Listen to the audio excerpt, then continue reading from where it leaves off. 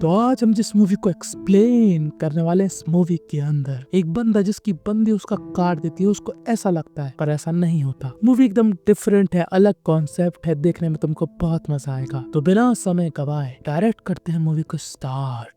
तो movie start होती है जहाँ पर हमको ये पतला सुकट्टी माचिस की तीली की तरह लगने वाला इंसान जिसका नाम होता है अनस जो कि अपनी गाड़ी सही कर रहा होता है और इसकी गाड़ी के अंदर बैठा होता है रेजिमोन। तो रेजिमोन है बहुत ही ज्यादा टेंशन में, पता नहीं उसको किस चीज की टेंशन है, वो बार बार अपने फोन की तरफ देख रहा है। अनस उससे कहता है कि चिंता मत कर, वो आ जाएगी। और यही पर हमको मालूम चलता है कि रेजिमोन लौंडियाबाजी के चक्कर में परेशान है। रेजिमोन की एक गर्लफ्रेंड है जिसका वो इंतजार कर रहा है क्योंकि आज रेजिमोन की गर्लफ्रेंड आने वाली है और ये लोग भागकर शादी करने वाले हैं। पर रेजिमोन की गर्लफ्रेंड जिसका नाम है रचना रेजिमोन का कॉल नहीं रिसीव कर रही और बेचारे रेजिमोन की फटी पड़ी है, साला ये फोन क्यों रिसीव नहीं कर रही। और वो बेचारा बार बार ट्राई करे जा रहा है पर एक भी कॉल नहीं रिसीव हो रहा। और अब हमारा रेजिमोन उदास हो जाता है। अब यही से सीन शिफ्ट होता है और हमको यहाँ पर एक आदमी दिखाया जाता है। इस आदमी का नाम होता है हरिदास जो कि जू में काम करता है। उसकी बीवी जिसका नाम है मृदुला वो काफी गुस्से में लग रही थी। हरिदास से बात करते वक्त एकदम तनतना रही थी। अब मेरे मन में ये विचार आया कि हरिदास को भाई इतनी मस्त वाइफ कैसे मिल गई। इसलिए मैं आप लोगों से कहता हूँ कि किस्मत बहुत बड़ी चीज है। खैर ये चमन लंडूरा फूटा भटूरा होता है हरिदास का साला यानी मृदुला का भैया,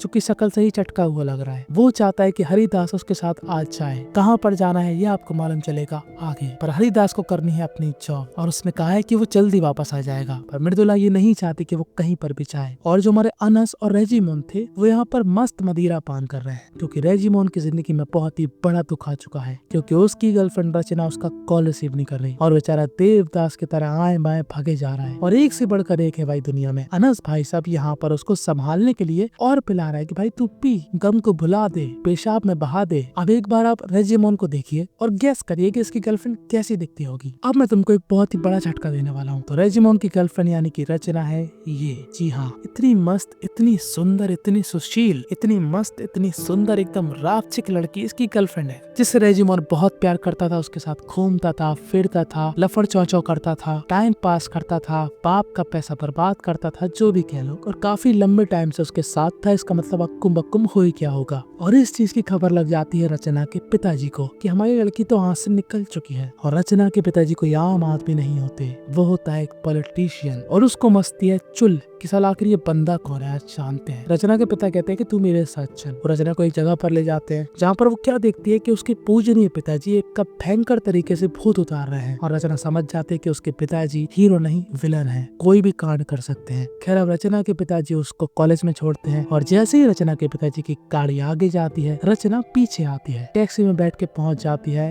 रेजिमोन के पास। ये लोग एक जू में मिलते हैं जहाँ पर रेजिमोन कहता है कि क्या हुआ, तुम्हारा मुंह तो ऐसे लटक गया है जैसे कि मेरा लटक जाता है 3 राउंड के बाद। तो रचना कहती है ऐसा है, मेरे डेंजरस पिताजी को शक हो चुका है, तेरे और मेरे लंबे वाले एल लगने वाले हैं और मेरे पिताजी ना बहुत बेकार इंसान है, तेरी लंका लगा सकते हैं और तेरी मैयत का डंका बजवा सकते हैं। तो रेजिमोन कहता है कि मैं डरता हूँ क्या, किसी से भी बात कर लूंगा तेरे लिए। तो रचना कहती है चल बे डरपोक के, तेरे बस की नहीं है। तो यही सब बातें हमारा रेजिमोन प्रेजेंट में सोच रहा होता है कि रचना सोचती थी कि मैं डरपोक का हूँ, फट्टू हूँ, मैं रात में मूतने के लिए भी किसी को साथ में ले जाता हूँ, पर ऐसा नहीं है, मैं हूँ बहुत ही ज्यादा स्ट्रॉन्ग। और अनस समझ जाता है कि रेजिमोन को अब चढ़ चुकी है तो वो उसको ले जाता है। पर रेजिमोन यहाँ पर यही पकड़ा था कि मैं बहुत स्ट्रॉन्ग हूँ, मैं बहुत स्ट्रॉन्ग हूँ। अनस कहता है काम करते हैं, चल तेरे को आइसक्रीम खिलाते हैं। अनस जाता है यहाँ पर आइसक्रीम लेने, तभी रेजिमोन को दिखता है यहाँ पर जू और रेजिमोन बिना कुछ सोचे समझे जू की तरफ निकल जाता है और वो जू के अंदर एक बंदर के सामने अपनी धोती खोल के खड़ा हो जाता है और अनस उसको पागलों की तरह ढूंढ रहा होता है कि तभी यहाँ पर हल्ला गुल्ला मचने लगता है। हम लोग क्या देखते हैं कि इसी जू में हरिदास काम करता है। हरिदास को यहाँ पर लोग बोलते हैं कि यहाँ पर एक बंदा शेर के पिंजड़े में घुस गया। अब हरिदास यहाँ पर पूरी तरीके से घबरा चुका था और हम लोग को क्या मालूम चलता है कि ये बंदा कोई और नहीं हमारा रेजिमोन ही होता है क्योंकि रेजिमोन को चढ़ चुकी है और उसके अंदर की हिम्मत बढ़ चुकी है और अब वो किसी की भी जाम हो सकता है अपनी बातों से और सोच से, चाहे वो बब्बर शेर क्यों ना हो। अब यहाँ पर भयंकर तरीके से हड़बड़ी मच जाती है, सबकी फटके 64 हो जाती है कि रेजिमोन का क्या होगा। ये लोग फायर ब्रिगेड को भी बुलवाते हैं, डॉक्टर्स को भी बुलवाते हैं, सब यहाँ पर आने वाले हैं। और हम लोग यहाँ पर क्या देखते हैं कि हरिदास और उसके कुछ साथी शेर के पिंजड़े में कूद गए थे रेजिमोन को बचाने के लिए। पर तभी हम लोग क्या देखते हैं कि शेर बाहर आ जाता है और इन लोगों की फटके 64 × 3 हो जाती है। हरिदास जैसे ही फुर्ती में निकलने की कोशिश करता है, हम लोग क्या देखते हैं कि हरिदास के सीढ़ी नीचे गिर जाती है और टूट के चूरा चूरा हो जाती है। अब इस पिंजड़े में हरिदास और रेजिमोन। रेजिमोन का दिमाग सटक गया है और हरिदास का दिल इस शेर को देखकर अटक गया है। वो रेजिमोन को शांत करने की कोशिश करता है कि प्लीज रेजिमोन शांत हो जा, नहीं तो ये शेर कुछ ऐसा कर देगा कि हमको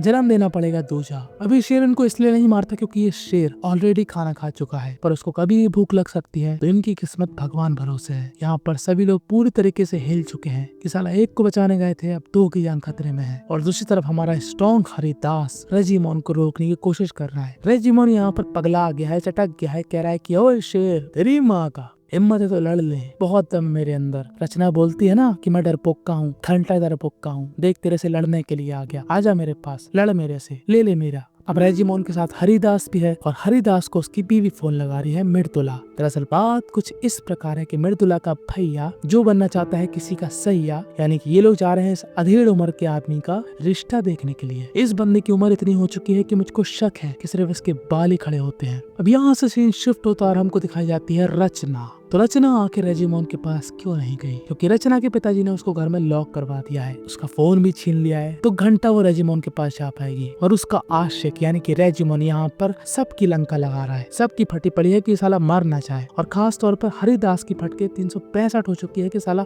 इस चमन अंडूरे के चक्कर में मेरे मखाने न फेंक जाए। इस पगले रेजिमोन को बचाने के लिए रस्सी फेंकी जाती है, उस रस्सी से भी निकल जाता है। मतलब ये पगला गया था, कुछ भी कर रहा था, इसका नशा ही नहीं उतर रहा था। और दूसरी तरफ हमको दिखाई जाती है मृदुला, जो कि अपने भाई के लिए रिश्ता देखने आई है। अब हमको क्या मालूम चलता है कि मृदुला जिस घर में आई है वो घर होता है रचना का। जी हाँ, अब मृदुला का भाई जैसे ही रचना को देखता है उसके दिल में सितार बजने लगते हैं। अब यहाँ पर रचना की जगह कैसी भी लड़की होती है इसको पसंद आ जाती, क्योंकि यार तुम इसको खुद ही देखो, शकल से ऐसा लगता है कि भाई का ना बच्चों की डॉल देखकर टाइट हो जाता होगा। क्या रचना इसको इशारे में कहती है चलना रूम में, तो ये बंदा भी लाइक वाओ, लगता है शादी के पहले ही सब कुछ मिल जाएगा। पर जैसे ये बंदा रचना से मिलता है, रचना पता क्या कहती है, अपना फोन दीजिए ना। तो इस चमन लडूरे को लगता है कि वो उसका फोन चेक कर रही है कि इसका चक्कर किसी और महिला के साथ तो नहीं चल रहा। मतलब कुछ भी, अबे तेरा चक्कर चलेगा, तेरा तो ठेला भी ना चले। रचना ने उसका फोन लिया था रेजिमोन को कॉल करने के लिए, तो यहाँ पर कॉल करती है, रेजिमोन का कॉल नहीं लगता है, तो वो कॉल करती है अनस को। अब अनस को यहाँ पर मीडिया वालों ने घेर रखा था, आवाज नहीं आ रही थी। अनस बस इतना कह रहा था टीवी खोलो, टीवी खोलो। और जैसे ही रचना टीवी खोलती है उसको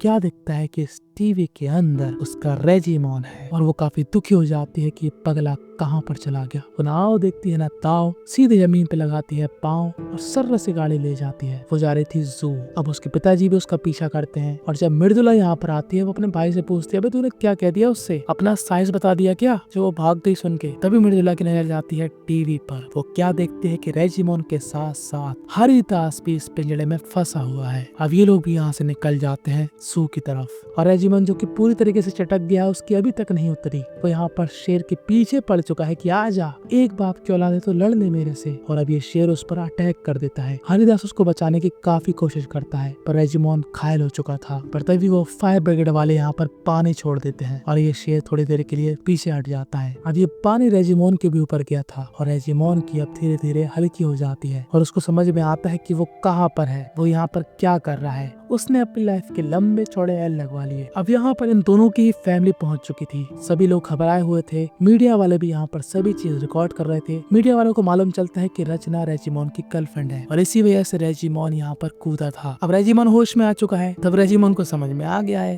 कि सामने उसके पापा है, वो 1 मिनट नहीं लेगा ऊपर पहुंचाने में और अभी लोग शेर से छुप रहे हैं। तभी यहाँ पर एंट्री होती है एक अंकल की, जिसको सब लोग ऐसे देख रहे थे जैसे कि मानो ये मसीहा हो। कहते हैं कि ये बंदा जब निशाना लगाता है तो जहाँ ये देखता है वहीं लगता है। ये शेर को बेहोश करने के लिए आया था। तो अब पूरे रोल में ये अंकल अपनी गन तानते हैं, स्टाइल में निशाना लगाते हैं, पर जैसे ही वो ट्रिगर दबाते हैं ये सुई श्यों करके लगती है हरिदास को। हरिदास नशे में चला जाता है और अब हरिदास को रेजिमोन संभाल रहा था। और अब सब लोग इन अंकल को गाली बकते हैं कि अंकल चादर मोड़, आता न जाता चुनाव चिन्ह छाता, जब नहीं है बस के तो बोल देते पहले, काहे के लिए बन गया हीरो? अबे तू फेमस कैसे हुआ कि तेरा निशाना बड़ा चूक है? तो इन अंकल का असिस्टेंट बोलता है कि सुनिए, उनको मत कुछ बोलिए, अगर आप चाहते हैं कि वो निशाना लगाए तो उनको मदिरा पान पिलाएं। इस अंकल की ताकत जागती है जब वो मदिरा पान पीते हैं। अब पहले तो उनको काफी अजीब सा लगता है, पहले सोचते हैं ठीक है यार पिला देते हैं, क्या पता बात बन जाए। और अब इस शेर का इरादा बन चुका था इन दोनों को ही हटाने का, क्योंकि उसको लग गई थी भूख और अब वो वार करेगा चूक। वो एकदम खूंखार तरीके से इनकी तरफ बढ़ता है। तभी यहाँ पर फायर ब्रिगेड वाले उसके ऊपर पानी डाल देते हैं और इतने में ही ये अंकल जो कि पी के एकदम टुल्ल था पर उसका फोकस एकदम फुल था, वो निशाना लगाता है और सुई सीधा लगती है शेर को और शेर यहाँ पर हो जाता है बेहोश। अब इन दोनों को रेस्क्यू कर लिया जाता है और यहाँ पर जितने भी लोग थे सभी लोग रेजिमोन की माँ बहन कर रहे थे कि साले लहन के बोड़े, तेरी वजह से हम लोग कितने परेशान हुए, अगर तू निपट जाता तेरे परिवार का क्या होता, फलाना ठिकाना। और मृदुला भी काफी दुखी थी कि वो अपने पति पे ऐसे शक किया करती थी कि ये कैसे है, मेरे से प्यार नहीं करते, हमको टाइम नहीं देते, पर उसका पति कितना ब्रेव है। और मीडिया वाले यहाँ पर चला देते हैं कि रचना रेजिमोन की गर्लफ्रेंड है और हमको ऐसा लगता है कि उसके पिताजी नहीं चाहते कि रेजिमोन से वो शादी करे। अब जैसे ही रचना के डेंजरस पिताजी को मालूम चलता है कि रेजिमोन है उनकी बेटी का बॉयफ्रेंड, तो वो रेजिमोन को किडनैप करने की कोशिश करते हैं, पर रेजिमोन यहाँ पर बच जाता है। पर वो रेजिमोन को नहीं पकड़ पाते तो वो पकड़ लेते हैं अनस को। जी हाँ, वो अनस को मंदिर का घंटा समझ के भयंकर तरीके से बजा रहे होते हैं कि रेजिमोन कहाँ है, रेजिमोन कहाँ है। अब किसी को भी नहीं मालूम कि रेजिमोन और अर्चना कहाँ पर है। रचना के पिताजी अपने अड्डे पे जाते हैं जहाँ पर वो इंसानों की कुत्ता बना बना कर पिटाई करते हैं। यहाँ पर वनस से पूछते हैं कि रेजिमोन कहाँ पर है। तभी यहाँ पर एक पुलिस की गाड़ी आती है। इस गाड़ी में पुलिस नहीं रेजिमोन होता है। रेजिमोन अर्चना के साथ यहाँ पर आया था, उसके पिताजी के सामने आंखों में आंखें डालकर उसका रिश्ता मांगने। और रचना के पिताजी सोचते हैं कि चलो मेरी बेटे की खुशी है, तो वो यहाँ पर रेजिमोन को एक्सेप्ट कर लेते हैं। सबका मैटर एकदम सॉल्व हो चुका था। और अब कुछ दिनों बाद ये लोग फिर से उस जू में मिलते हैं, साथ में फोटो खिंचवाते हैं और बस यही पर ये मूवी थी